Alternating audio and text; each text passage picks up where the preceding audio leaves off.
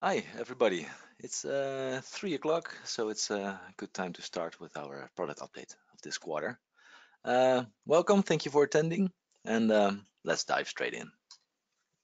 The person talking is Marco Tonino, that's me. I'm a product manager at TOPdesk. And sitting next to me is Stefan van Opstal, who will do the later half of this presentation. On the chat is our colleague Sanne, who will help you with any questions you might have. But any questions you have about the product itself will be mostly handled after the presentation. So please ask them, but don't expect an answer straight away. They will come later on. The agenda for today is first a little overview of what our vision is. Then the brunt of our presentation is about what features we have delivered in the past quarter and what's upcoming for the next 3 months. And an overview of what sort of information you can expect. Afterwards, we'll also send an overview using email and collect everything in an article, so it's easy to digest afterwards. If there's particular things you would like to know a little bit more about, there's information available. Our vision, well, you can read it. It's driving an excellent service delivery around the workplace as a prerequisite for organization's success. The idea being that with excellent services, you get an excellent workplace, and that gives people, makes people happy and more efficient. TOPdesk doesn't just enable that, it's actually a driving factor in getting that excellent service delivery. Having such a service doesn't mean there's still a lot of work to actually get to such a point. So you broke it up. There's a few themes on how we get there, who are explained on the next slide. And then within those themes, there are different projects, small nuggets here and there that create the product as a whole. That's what we'll be looking at.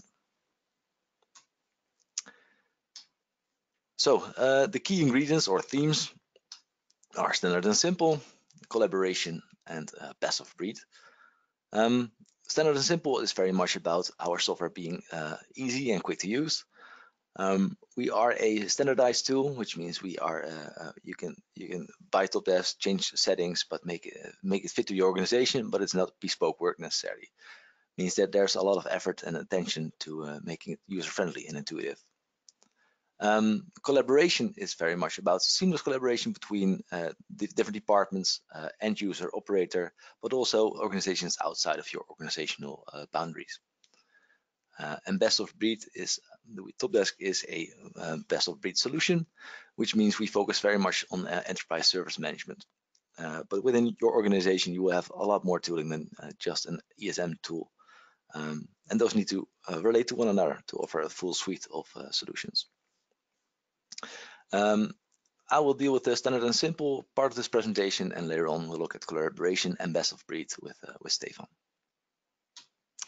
Starting here. Good to know is that a few of the subjects on the next few slides have to relate to our product strategy, which is a bit a higher scope, but interesting to know. What we used to have in the past, or for a good chunk of TOPdesk still is a big tool or monolith in this slide that contains all the functionality within it. But we are moving to a more service-oriented architecture, like the Spotify's and Netflix's of our day and age. That's a technological leap we are in the middle of, and there's also the concept reduction we're working on. The example given in this slide is the reduction of incidents, changes, operational activities. In essence, they're all activities that an operator needs to do to satisfy the end users. We want to reduce those concepts, keeping the richness of the individual processes, but having less concepts within TOPdesk. It gives you a little bit of context of the following projects.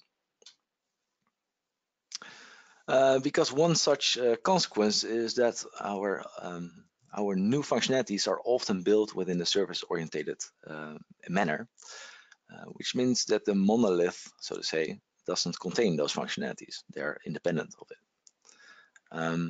So far, those releases have been limited in how essential they were, but at some point that gap gets bigger and bigger. So we need to close that gap. We don't want any difference between our SaaS users and our on-premise users. So the next slide explains that a little bit better. Here the red line says classic. That's what I mean with the monolith as well. New functionalities are being added in services, and you can see this gap growing. The virtual appliance, which is now in its fourth release, is closing that gap, allowing services to also be available for on-premise customers. However, this virtual appliance, the current release that is not in beta, does not contain any of these services, but there is a beta release that does contain these services, which is ideal to test currently. So if you want to have input on it, or at least be there early on, definitely give the beta a try in your test environment, and yeah, please give us feedback if you find anything of note. As mentioned, it's the current release, the 2019 R4, has two releases with the virtual appliance, one with and one without services, and the one with is in beta, and more information is available. Then the other move is given in an earlier picture, the concept reduction. There's two bigger projects going on. There's workflows and tasks, and later on we'll also look at asset management. For this presentation, we won't dive in too deep. That's the link given below, which will also be sent afterwards. You can read more about the bigger concept here. But essentially, we are working to one flexible concept for all processes and associated work. Workflows has been a Lapse feature for a while now, and 3 additions are here now.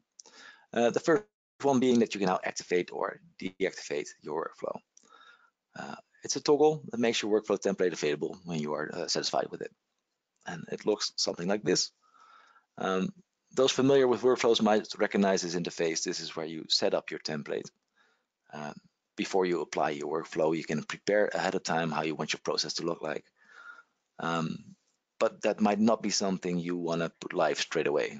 The second you make your first task, it's not ready yet. So this allows you to really prepare it properly, set the operator groups correctly, come up with every task that's required. And once you're done, you toggle the button on the top right, and it's active. And once it is active, other operators can actually start using it to resolve their second line incidents. It's available now in Lapse, and more information available in the link. Then forthcoming is that we are shifting workflows to work with tasks instead of partial instance. As I mentioned, workflows has been in Lapse for a while now, and quite a lot of feedback was about having workflows in the first line instance as well as second line instance, which makes a lot of sense.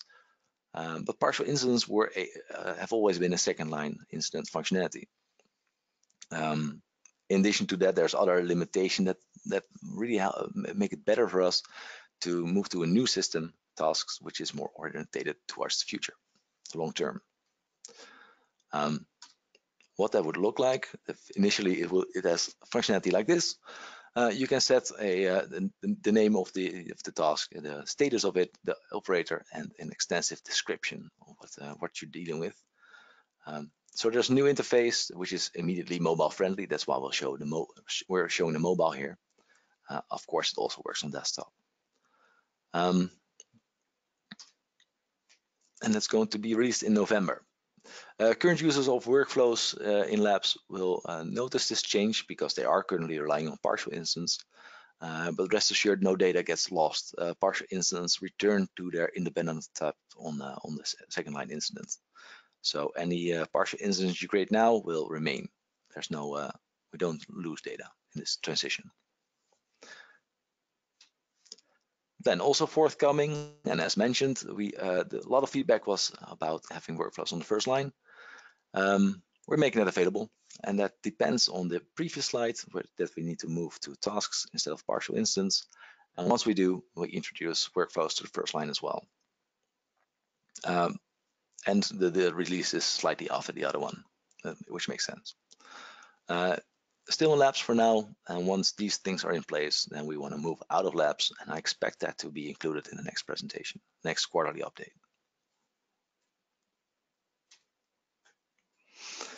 Then instances themselves. Incident affiliation is a subject where AI helps you to discover incidents that are related to one another, helping you to find relations between things and preventing double work. To illustrate that a bit, it's a prototype animation. You see here a list of incidents. You select one, and on the bottom right, you can see that the AI found a few relations. You can open them all on a grid, check them by hand, so a human can then decide these are actually related, and assign them as a group to an operator who can then deal with the problem as a whole. Once assigned, you can open up the incident and you can see it in progress trail that that these relations are kept within it. So the operator is also aware of what other related incidents are there. It's not just open incidents, of course, closed incidents are just as interesting as a source of information. So yeah, you get both. As I mentioned, the previous animation was a prototype. We are expecting a first release in this quarter with a subset of the functionality just shown. It's being explored currently. More information is available on our roadmap. Then incidents have a new mobile interface, which is optimized for on-the-go use, which naturally allows you to solve incidents wherever you are, basically. And it looks a little something like this. What's available is a to-do list with some filtering on it. And once you are satisfied with your filtering, you can then start working on the instance shown. And the instance shown all have a progress trail with images in it, and also the ability to change the status.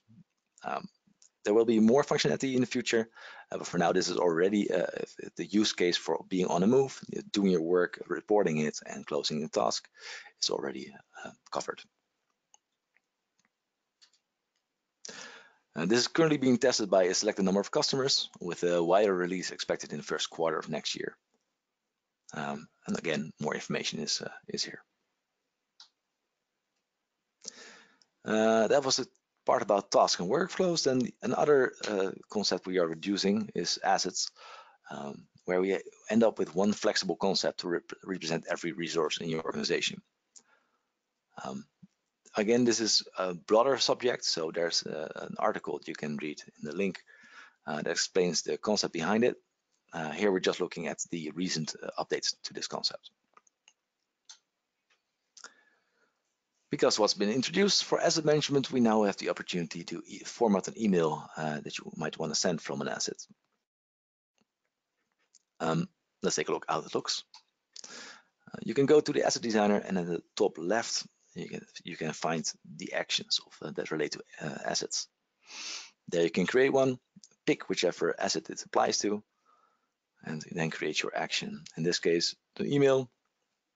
And you can immediately see here that there's quite a lot of rich text functionality, including even fonts, that allow you to create more readable, more nice to see emails that you can send straight from your asset.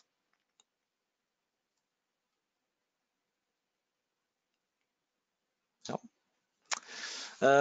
this is available on SaaS, and it's intended for the fourth quarter to go on-premise as well, relating to the virtual appliance I mentioned earlier, which is currently in beta, and will be included in there as well. Then automatic actions for asset management. The email I just showed was still triggered manually. So on the assets you could trigger that you wanted to send an email. It will also be possible to send emails automatically when a license expires, for example, so a timed event. Will be on SaaS in the fourth quarter and on-premise releases for the first quarter next year. No images for this one, so for more information, just read the roadmap. Another one without an image because it's more conceptual. Asset management so far has not been listening to the TOPdesk filters, in this case, the branch filter. But from now on, they do. It's now possible to separate your assets based on which branch they belong to, making it a more applicable functionality for bigger organizations with multiple branches. It's already available on SaaS and should also be in a Q4 release for on-premise. And lastly, for asset management, there's also now a barcode asset audit, which allows you to use a scanner to go around your office and scan whichever assets are relevant to you, relate that information to your TOPdesk environment, and then make sure the reality is in sync with your digital representation. Works something like this. You take the file that your scanner produces, upload it to TOPdesk, and TOPdesk makes an interpretation of it, which you can then review. And if you agree with the results, you can apply them, and the assets get updated. A really nice way to get to keep things in sync. It's already available, and it's available on the marketplace. Please note this is a paid solution, so yeah, keep that in mind. Then we also have eLearning. The concept is not new. We already had it for operators that who could learn how an incident works, for example. However, it's been expanded to also include application managers. This is to replace some on-site training from our consultants, making it a little bit more scalable within your organization. If you want to train more application managers, you can do that using our eLearning solution. The example given here relates to how to create a branch. And there's multiple formats available. So you can see there's a video now that explains it in text. If you are a person who likes a more hands-on approach, there's also a click-through tutorial that shows you how to create one. Same content, just different sorts of formats. It should be available this quarter. The supporting files being added and settings as well. So yeah, quite a complete suite of functionalities needed to know for an application manager. Please note it's only available in English and Dutch so far, and different countries have different interpretations of this solution so far. So please contact your account manager to see how this can work for you.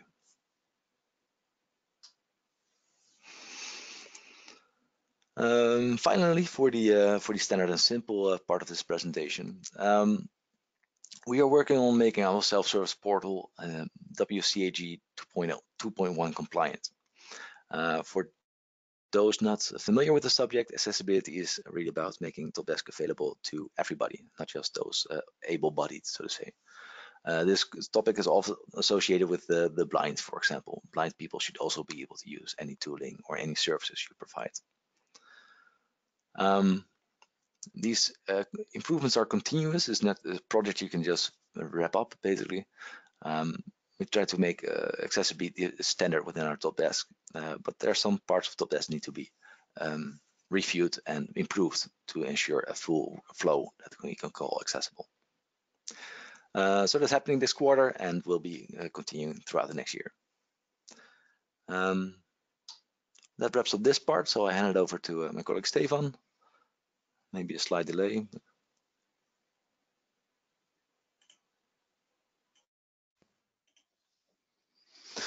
Thank you, Marco.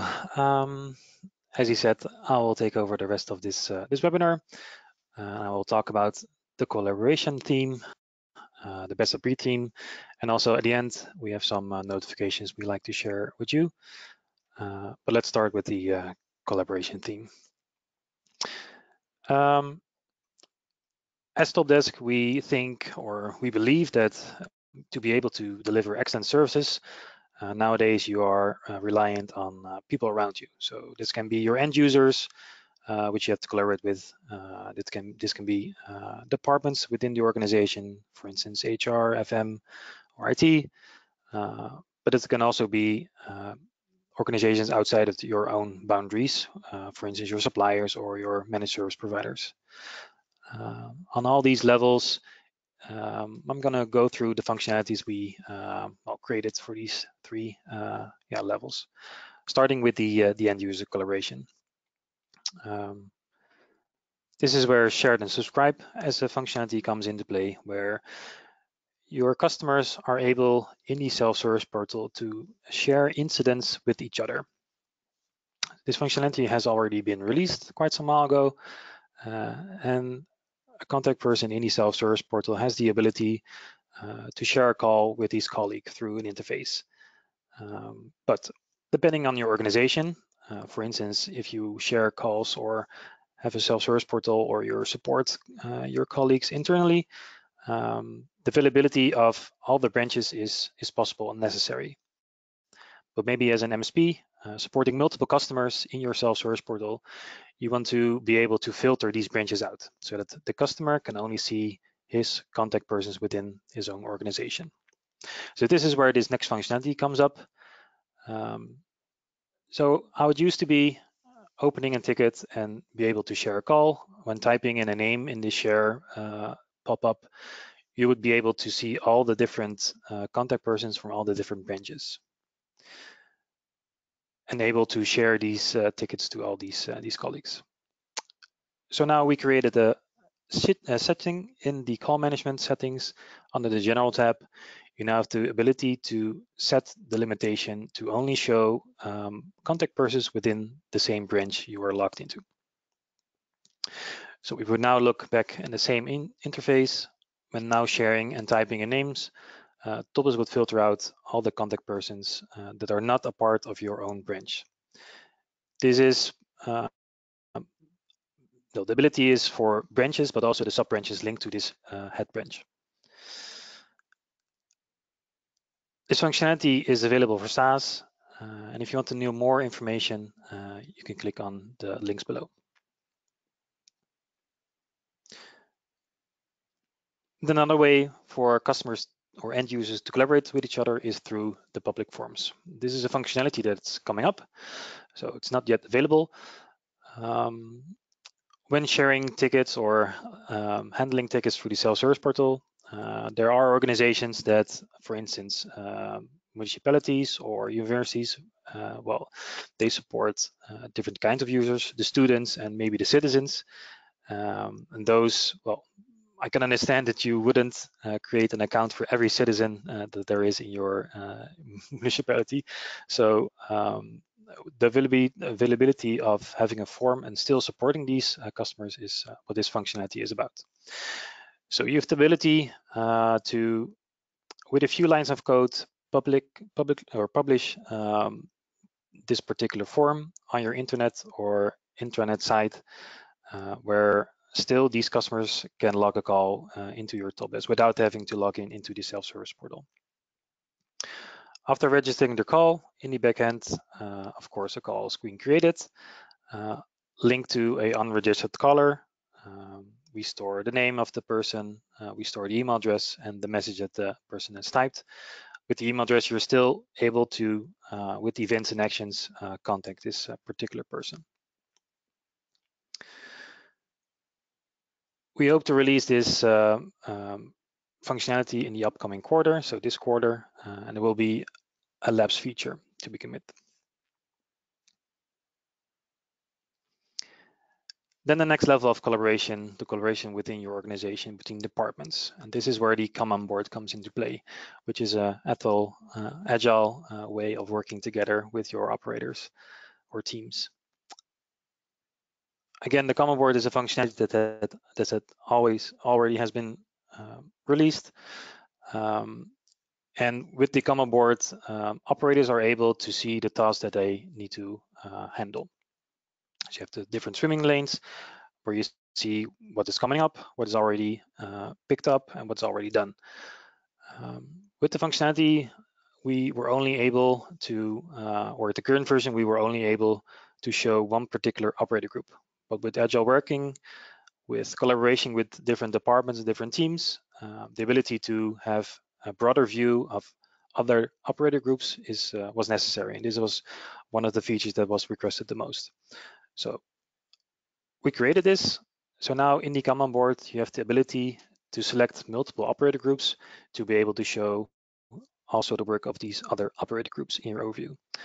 You have a checkbox before the name of the operator group, and you can just select the ones that you want to be visible on the board itself. This is a functionality that has been released in the July version, and if you want to know more information, you can visit our public roadmap. Then a functionality that is coming up for the Kanban board, also a functionality that has been requested a lot, which is the including of change management into the Kanban board. We can imagine that not only the tickets are the tasks that an operator needs to do, but also changes have to be done. So that's why we're working on making change management available for the Kanban board. This will be the simple changes and the change activities of extensive changes. And I can already give you a sneak peek how this is gonna look like. So here we have a Kanban board, and you'll notice that there are simple changes visible, but also the change activities of extensive changes. You see here that there is a relation before the change activity number, a relation to the head change or the change that the activities are linked to. So you have a bit overview of which activities are linked to which particular change. Also, this will be released in this quarter into Lapse. And again, if you want to know more information, you can visit the public roadmap.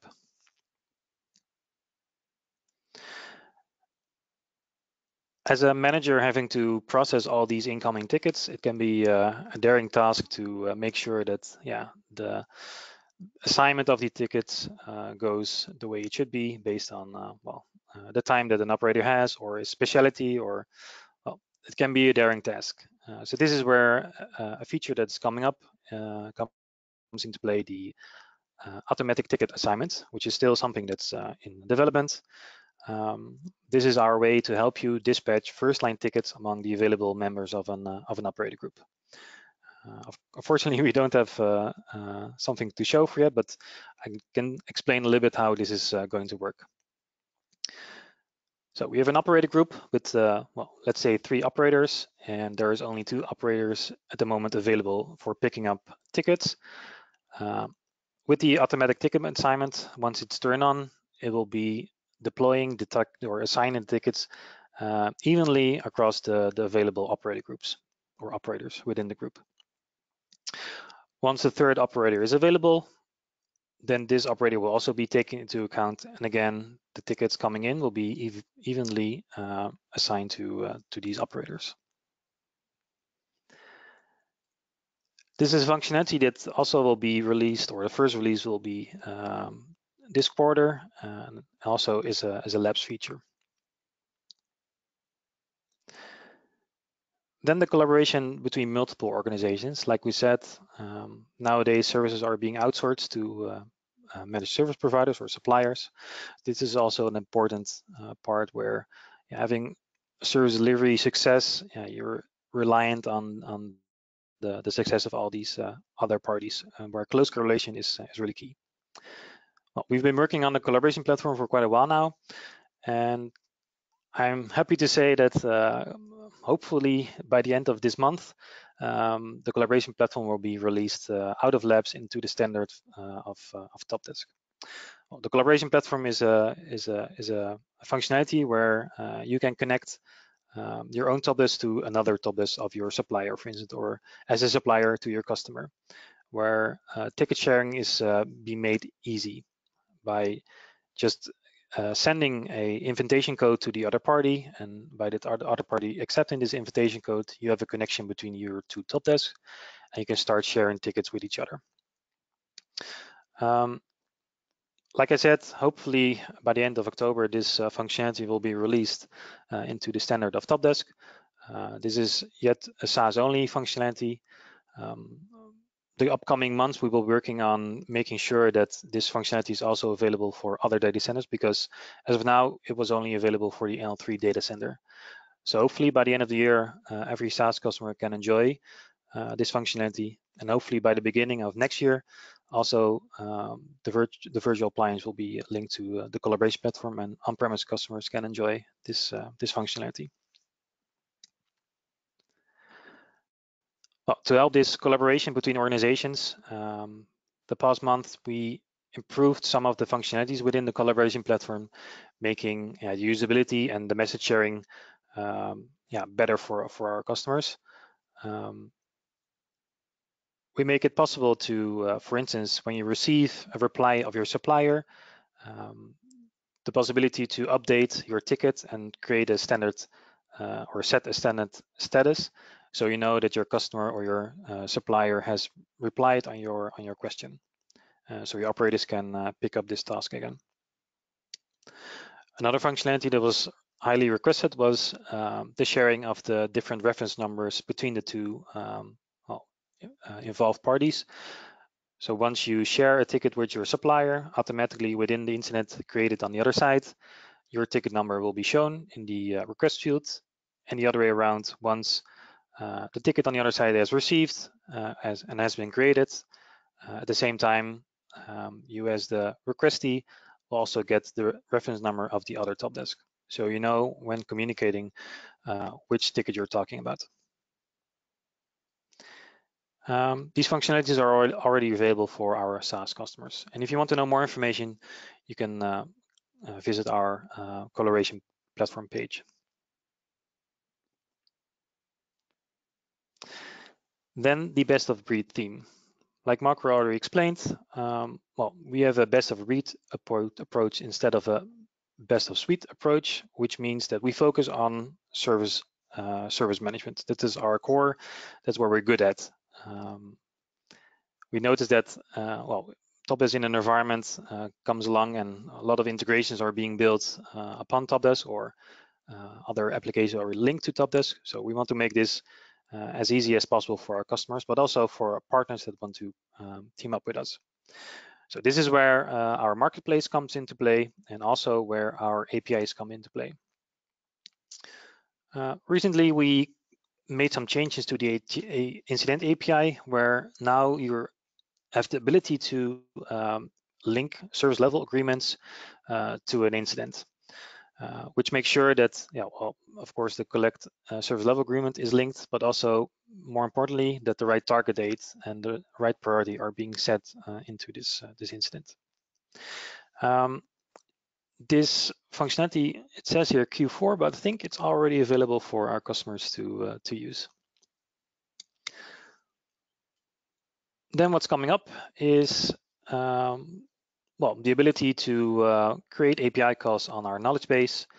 So the ability to read and write knowledge base items using our API. And again, to enable well, external sources to well, create or update knowledge items in the knowledge base. This is something that is still to be released, so this is coming up in this next quarter. Then the most important asset for our well, best of breed, which is our marketplace, where we showcase all the different integrations created by ourselves, by our partners, but also by our customers. And I wanted to highlight several of these marketplace items for you. One addition to the marketplace is the Xilion integration, which is a phone integration with the Xilion system. Well, when a call comes in with the Xilion software, you get a pop-up in your screen, and from this pop-up, you can create a ticket, making sure that the right contact information is linked to this incident. So you don't have to fill in the name of the customer calling again. This is already available. What's also available is a chatbot, Amelia, which is well, our digital service desk employee created by IPsoft, which is also available now in the marketplace. Last but not least is the SolarWinds MSP and Central integration, which is an event management integration. So once there is an event on, for instance, an asset, automatically a message is being sent to TOPdesk, and from this well, event, an incident will be created, so you can well, make sure that this asset or event is resolved. Then some integrations we ourselves created. First is the room reservation screen, which make it easy for you to see if a room is occupied or not. And also from this reservation screen, you can automatically reserve a room if it's available. Then the one-click call tally, which is a solution where you can create tickets yeah, by just clicking. So where, for instance, a password reset, which hopefully you don't get a lot, but it can happen that a lot of people ask about password resets without having to create a ticket or link a standard solution or do a lot of manual work. You can just simply create a template for this. By clicking on this template, automatically a ticket will be created and also automatically will be closed.